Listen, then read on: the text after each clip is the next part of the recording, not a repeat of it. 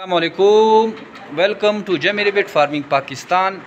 हमारे राव जुल्फ़कार साहब कराची से, और ये अल्हम्दुलिल्लाह कराची से इसका स्टॉक पहुंचा है, कार्गो किया था और ये सही सलामत जमीर बिट फार्मिंग पाकिस्तान के पास पहुंच गया है। ये आप देख सकते हैं।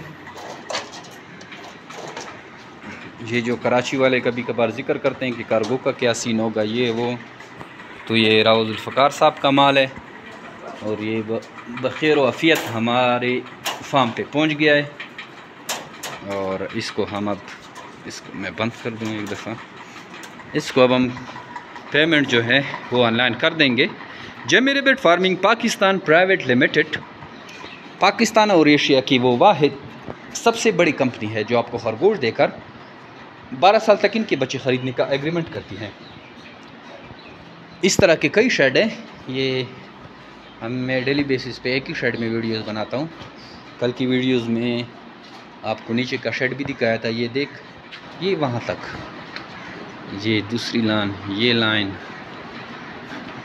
ये देखें, ये देखें।